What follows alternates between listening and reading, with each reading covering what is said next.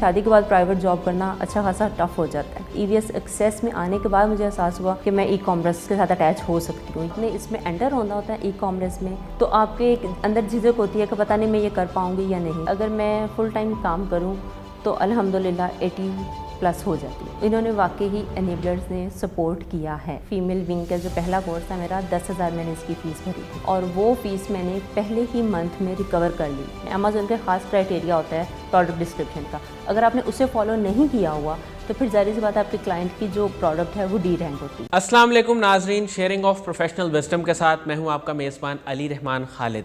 नाजरीन, जैसा कि आप जानते हैं कि हम हमेशा एनेबलर की सक्सेस स्टोरीज़ आपके साथ शेयर करते हैं ताकि वो आपके लिए एक इंस्पायरेशन और मोटिवेशन का बाइस बने और आप भी स्किल्स को लर्न करके अर्न करने की तरफ कोशिश करें।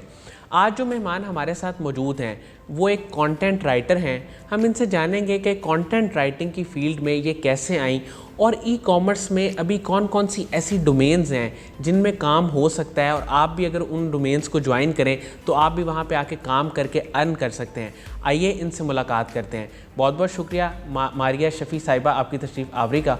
मैम, मुझे ये बताइएगा कि आपने कंटेंट राइटिंग की फ़ील्ड को कैसे ज्वाइन किया? आपने जॉब के बारे में क्यों नहीं सोचा, कुछ और करने के बारे में क्यों नहीं सोचा? हालांकि आपकी जो एजुकेशनल जो है वो डिग्री थी, एजुकेशन में आपकी डिग्री थी, उसी में आप परसू भी करना चाहती थी, लेकिन फिर ई-कॉमर्स में कैसे आई? एक्चुअली मैंने MPhil in educational leadership and management किया हुआ है और उसके बाद साथ ही मेरी शादी हो गई थी।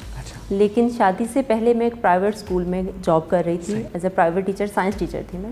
हाई स्कूल था, उसमें मेरा एक्सपीरियंस अच्छा रहा, लेकिन शादी के बाद प्राइवेट जॉब करना अच्छा खासा टफ हो जाता है, तो फिर मैंने उसे वहीं पर स्किप कर दिया और उसके बाद मैं बिल्कुल फारिग थी। सही।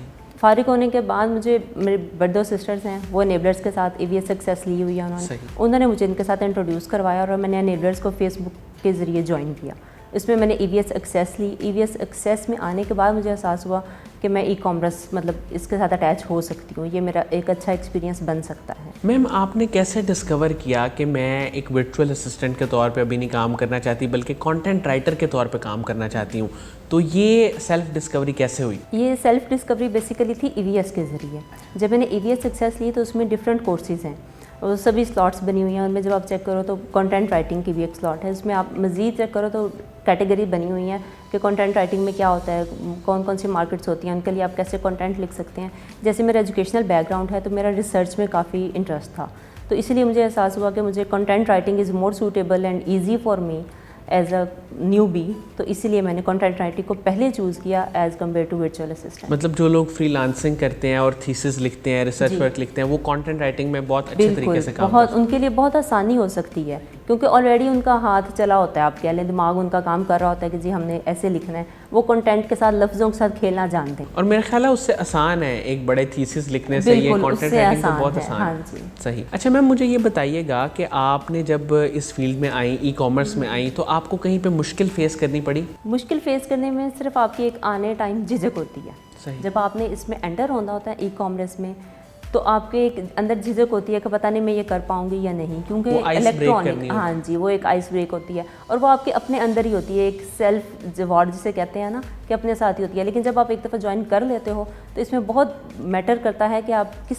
ऑर्गेनाइजेशन के साथ अटैच हो रहे हो। वो आपकी बहुत हेल्प करते हैं कि आपकी आइस ब्रेक तोड़ने में, तो फिर जब आप आ जाते हो तो फिर इसमें ऐसा कोई इशू नहीं होता। मैम, कंटेंट राइटिंग और कॉपी राइटिंग और इसके साथ साथ जो ई-कॉमर्स की कंटेंट राइटिंग है, इसमें और आम आर्टिकल राइटिंग में क्या डिफरेंस है? कंटेंट राइटिंग ई-कॉमर्स के लिए जो है बेसिकली वो होती है या तो वेबसाइट के लिए होती है, ब्लॉग पोस्ट है वो आपके पर्सनल हो सकते हैं, आप एक लाइव डायरी बना सकते हैं अपने वर्डप्रेस पे, किसी पे जाके अकाउंट बना लें, उस पर आप रोज़ की अपनी रूटीन लिखना शुरू कर दें, उस पर लोग भी पढ़ेंगे, कमेंट्स आएंगे, आपकी एक बिजी हो जाती है लाइफ, रूटीन बन जाती है।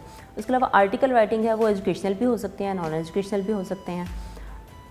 साथ में आ जाता है वेबसाइट कंटेंट। अगर आप वेबसाइट कंटेंट लिख रहे हैं तो फिर उसमें आपको डिपेंड करता है, अगर आप फैशन वेबसाइट के लिए लिख रहे हैं तो उसमें आपकी और कैटेगरी हो जाएगी। अगर आप किसी प्रोडक्ट्स के लिए लिख रहे हैं, अमेज़न के लिए काम कर रहे हैं, तो उसमें आपकी प्रोडक्ट डिस्क्रिप्शन हो जाती है। तो ऐसे इट मैटर्स कि आप किस किस्म का कंटेंट लिखना चाहते हैं, उस हिसाब से फिर आपको ये ज्वाइन करना। मैम प्रोडक्ट डिस्क्रिप्शन और वेबसाइट कंटेंट, इसमें मोस्टली क्या क्या चीज़ें लिखी जाती हैं, क्या किस तरह का कंटेंट इस पे होता है? प्रोडक्ट डिस्क्रिप्शन का आपने पूछा, तो प्रोडक्ट डिस्क्रिप्शन के बारे में मैं कहना चाहूँगी कि अगर आप अमेज़ॉन के लिए लिख रहे हैं या दराज के लिए लिख रहे हैं, तो उसमें आ जाता है कि प्रोडक्ट आपने लिखनी है जो आपके प्रोडक्ट है। फॉर एग्जांपल कैट फूड है, तो कैट फूड के बारे में आप लिखेंगे कि कैट फूड के कौन कौन सी कैट फूड, मतलब कैट अगर मतलब कोई इलनेस है तो उसमें यूज़ कर सकते हैं या नहीं कर सकते, मतलब उसकी स्पेसिफिकेशन बतानी पड़ती है हमें, और साथ में बताना पड़ता है अगर बिल्कुल कैट बेबी कैट है तो उसके लिए वो फूड सूटेबल है या नहीं है। जबकि वेबसाइट कंटेंट है उसमें आप सिंपल कंटेंट आता है, उसमें ऐसी कोई। मैम आपकी इस वक्त एवरेज मंथली अर्निंग कितनी है? एवरेज मंथली अगर मैं फुल टाइम काम करूं तो अल्हम्दुलिल्लाह 80 प्लस हो जाती है, 80,000 प्लस। अच्छा, एनेबलर्स का एनवायरनमेंट इस सारे सफ़र में वो आपको कैसा लगा, उनका सपोर्ट सिस्टम आपको कैसा लगा और उसका क्या रोल है आपकी सक्सेस में? सबसे पहले तो मैं बात करूँगी अपनी मेंटोर, वो एक इंतहाई बेहतरीन मेंटोर साबित हुई है मेरे लिए। मतलब फुल टाइम उनकी जो मेंटोरशिप है वो आपके लिए बहुत ज़्यादा सपोर्ट रखती है, और जब ये इनका लाइफ टाइम सपोर्ट सिस्टम है मेंटोरशिप, मतलब अगर आपको कभी भी कोई ऐसा क्लाइंट आ जाता है, समटाइम्स ऐसा होता है फाइवर या अपवर्क से आपको डायरेक्ट क्लाइंट मिलता है, उससे आपको डील करने में मसला होता है, तो आप फ़ौरन अपने मेंटोर से बात करें, वो आपको पर्सनल पे आपको आके ऑफ द ट्रैक आपको आके गाइडेंस प्रोवाइड करते हैं। तो एनेबलर्स को आपने कैसा देखा है, मतलब एनेबलर्स ने वैसे आपको कैसे सपोर्ट किया ओवरऑल, अगर हम एनेबलर्स की बात करें? एनेबलर्स जैसे कि नेम इंडिकेट्स एनेबलिंग अदर्स, तो इन्होंने वाकई ही एनेबलर्स ने सपोर्ट किया है मुझे इस फील्ड में आने में, और आने के बाद मुझे इसको कैरी करने में कि मैं मज़ीद इनके साथ काम करूं। और स्पेशली सर साकिब अज़हर, इन्होंने जो ये प्लेटफॉर्म शुरू किया है बहुत पहले से शुरू हुआ है। मुझे अब ऐसा लगता है कि मैं बड़ी लेट आई हूँ यहाँ पे, मुझे पहले आ जाना चाहिए था। हालांकि आने से पहले मेरा इंटरेस्ट नहीं था, लेकिन अब आ गई हूँ तो अब अल्हम्दुलिल्लाह मतलब अच्छा इंटरेस्ट बना। मैम साकिब अज़हर साहब और एनेबलर्स ने, ज़ाहिर है कि वो उसके CEO हैं, एक ही बात है, उन्होंने ये जो इनिशिएटिव लिया है ये वुमेन विंग का, फीमेल विंग का, इस इनिशिएटिव को आप कैसे देखती हैं और आपके ख्याल में इससे ख़वातीन को कितना फ़ायदा होगा? ये इनिशिएटिव बहुत ज़बरदस्त है। स्पेशली हमारी सोसाइटी है, मतलब मिडिल क्लास यहाँ पर ज़्यादा है, जिन्हें पर्दे पे आते हुए एक झिझक होती है, ई-कॉमर्स पे आते हुए, घर से बाहर निकल कर काम करते हुए। स्पेशली जब ये फीमेल विंग स्टार्ट हुआ है और ऑनलाइन है इसका मोड ऑफ ट्रेनिंग, ये बहुत ज़बरदस्त है कि आप घर में बैठ के बिल्कुल फ्रॉम स्क्रैच स्टार्ट कर सकते हैं। आपको कुछ नहीं आता, कोई मसला नहीं, आपको बेसिक इंग्लिश आती है, आपको कंप्यूटर स्किल नो हाउ पता है, बेसिक स्किल्स आती हैं, तो आप ट्रेनिंग लो, ऐसा ऐसा को मतलब ज़ीरो से ABC से स्टार्ट करवाते हैं। सिंपल टेंसेस यूँ कह लें आप कि हमने उसकी भी प्रैक्टिस की हुई है अपने ट्रेनिंग में। तो फिर जब आपको एक दफ़ा एक स्किल आ जाती है तो फिर ज़ाहिर सी बात है कोई भी फीमेल जो घर बैठी है, जो अर्न करना चाहती है, वो बस एक दफ़ा ठान लेके हाँ ये मैंने करना है तो वो कर सकती है। मैम आपने जब सोचा ई-कॉमर्स का, तब से लेके अर्निंग के फेज़ में आने में आपको कितना वक्त लगा? अर्निंग के फेज़ में अल्हम्दुलिल्लाह मैंने इस कोर्स के लिए फ़ीमेल विंग का जो पहला कोर्स था मेरा, 10,000 मैंने इसकी फ़ीस भरी थी, और वो फ़ीस मैंने पहले ही मंथ में रिकवर कर ली थी। जब ये मतलब एक मंथ का ये हमारा टेन्योर था जिसमें 4 to 5 क्लासेस थी प्लस हमारे प्रैक्टिकल सेशन थे।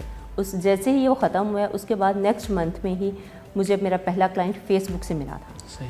और नो डाउट पहले बहुत कम अर्निंग थी, लेकिन ऐसा ऐसा मुझे फेसबुक स्क्रॉल करनी पड़ती है आपको जब आपने कोई क्लाइंट मतलब ग्रैब करना होता है या कोई क्लाइंट के साथ अटैच होना होता है, तो फिर आपको मज़ीद क्लाइंट मिल जाते हैं। और उसमें अल्हम्दुलिल्लाह मेरी पहली अर्निंग जो थी वो 25,000 थी, जिसमें मेरी पिछली फ़ीस भी रिकवर हो गई थी और मैंने उसमें प्रॉफिट भी अर्न कर लिया था। मैम आने वाले वक्त में फ्यूचर में आपका क्या गोल है, आप किस तरह से ई-कॉमर्स की फील्ड को मज़ीद एक्सप्लोर करना चाहती हैं? इसके लिए मैंने जब कंटेंट राइटिंग में आई थी, जैसे मैंने आपको बताया मेरा इंटरेस्ट नहीं था, लेकिन अल्हम्दुलिल्लाह अब इतना इंटरेस्ट बन गया है कि मैं इसे छोड़ना नहीं चाहती। इसके लिए मैंने नेक्स्ट बैच में FBA मास्टरी में वो ट्रेनिंग भी साथ में ले रही हूँ। होलसेल के लिए या प्राइवेट लेवल के लिए? होलसेल एंड प्राइवेट लेवल दोनों ही मॉड्यूल उसमें पढ़ा रहे हैं। तो उसके बाद फिर वो हमारी मर्ज़ी है कि अब आगे हम स्पेशलाइज्ड किस में हो जाते हैं। तो मेरी वो ट्रेनिंग है वो चल रही है, इंशाल्लाह वो कंप्लीट हो जाएगी तो वो भी एक अच्छा न्यू। मैम जब आप कोई कंटेंट पढ़ती हैं या देखती हैं, आप जाहिर है उसका एक क्रिटिकल एनालिसिस भी करती होंगी, आपको क्या लगता है जब एक प्रोडक्ट की डिस्क्रिप्शन लिखी होती है या फेसबुक पे कोई ऐड होता है या वेबसाइट पे कोई कंटेंट होता है, उसमें मिस्टेक क्या होती है आमतौर पे जिसकी वजह से वो कह लें कि उसकी रीच नहीं बढ़ी होती या वो उसमें कोई प्रॉब्लम आ रही होती है? तो कंटेंट में कहाँ मसला होता है, ज़्यादातर लोग कहाँ गलती करते हैं? कंटेंट पे मसला, जब मैंने स्टार्ट किया था तो मैं एक न्यूबी थी, न्यू कमर थी, मुझे नहीं पता था, मुझे सारा कंटेंट ही बहुत अच्छा लग रहा होता था कि ये बहुत अच्छा लिखा हुआ है। लेकिन आहिस्ता आहिस्ता जब अब काम कर लिया है तो अब पता लगता है बहुत अच्छा कंटेंट भी लिखा हुआ है, जो ज़ाहिर सी बात है मुझसे सीनियर्स हैं जिनका बहुत अच्छा एक्सपीरियंस है। लेकिन अब गलतियाँ भी पता लगती हैं। लाइक अगर आप अमेज़ॉन के लिए प्रोडक्ट डिस्क्रिप्शन लिख रहे हैं और उसमें अमेज़ॉन का ख़ास क्राइटेरिया होता है प्रोडक्ट डिस्क्रिप्शन का, अगर आपने उसे फॉलो नहीं किया हुआ तो फिर ज़ाहिर सी बात है आपके क्लाइंट की जो प्रोडक्ट है वो डी रैंक होती है। सही। तो वो फिर असर करती है आपके अपने पर्सनल इनकम पे। ज़ाहिर बात है क्लाइंट आपका आपसे सेटिस्फाई नहीं है तो वो आपको फर्दर काम भी नहीं देगा। अच्छा, आखिर में मुझे ये बताइएगा कि जो लोग ई कॉमर्स में आना चाहते हैं ओवरऑल और स्पेसिफ़िकली कंटेंट राइटिंग की फील्ड में, उनके लिए आपकी क्या सजेशंस हैं? वो स्टार्ट कैसे करें और फिर आगे कंटिन्यू कैसे करें? वो लोग जो ई कॉमर्स को ज्वाइन करना चाहते हैं उन्हें सबसे पहले तो मैं ये कहूँगी आप EVS एक्सेस लें। वो बिल्कुल फ्री ऑफ कॉस्ट है, 1 रुपया भी नहीं। सिंपली आपको गूगल पे जाना और एक फॉर्म फिल करना है एनेबलर्स के वेबसाइट पे। वो फॉर्म फिल करने के बाद आपको 1 से 2 हफ्ते के अंदर एक्सेस मिल जाती है। उसके अंदर वीडियोस हैं वो देखें कि आपका इंटरेस्ट किस में है।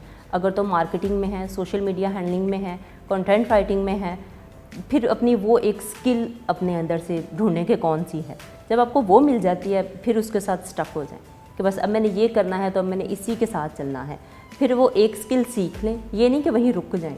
जब उस पर कमांड हो जाए फिर आप नेक्स्ट फील्ड कोई भी चूज़ कर सकते हैं जो आपको अच्छा। मैम, साकिब अज़हर साहब का एक विज़न है, वो लोगों को इनेबल कर रहे हैं और आप देखती हैं कि वो मुसलसल कोई ना कोई इनिशिएटिव भी लेते हैं। अब उन्होंने ख़वातीन के लिए काम शुरू किया है। उनकी थिंकिंग को, उनके काम को, उनकी सोच को, उनके ख्वाब को आप कैसे देखती हैं? सर, साकिब अज़हर का माशाल्लाह बहुत अच्छा एक विजन है, एनेबलिंग अदर्स। और जैसे कि उन्होंने ये फ़ीमेल विंग स्टार्ट किया है, ये इंतहाई शानदार किस्म का स्टार्ट था। क्योंकि हम जैसे बहुत सी लेडीज़ होती हैं जो घर में होती हैं, बस शादी हो गई है, प्राइवेट जॉब कर नहीं सकती, गवर्नमेंट जॉब आ नहीं रही हैं, तो आपको स्टार्ट लेने में प्रॉब्लम होती है। जैसे वो मतलब माइनॉरिटीज़ जिसे कह लें ना कि मेल हैं वो तो घर से बाहर निकल जाते हैं, ठीक है, वो कर लेते हैं काम, लेकिन जो औरतें हैं वो घर में रह जाती हैं। मतलब वो घर से बाहर नहीं निकल सकती। ग्रोथ की एक अपॉर्चुनिटी उन्होंने दी है, उसके लिए उनका बहुत मैं शुक्रिया भी अदा करूँगी जिन्होंने हमें इस काबिल बनाया कि आज हम अल्हम्दुलिल्लाह इस प्लेटफॉर्म तक पहुँचे। बहुत बहुत शुक्रिया मारिया शफ़ी साहिबा आपकी तशरीफ़ आवरी का। नाज़रीन, मुझे उम्मीद है कि जो लोग इनके काम के बारे में जानना चाहते हैं कि ख़ास तौर पे ये जो फ़ीमेल विंग का आगाज़ एनेबलर्स ने किया है, ये किस तरह ख़वातीन को प्रमोट कर रहा है, उनके स्किल्स पे काम कर रहा है ताकि वो ख़ुद इस काबिल हों कि वो चीज़ों को सीख के अर्निंग भी कर सकें। इसके साथ ही इजाज़त दीजिए, अपना बहुत ही ख्याल रखिएगा। अल्लाह हाफ़िज़।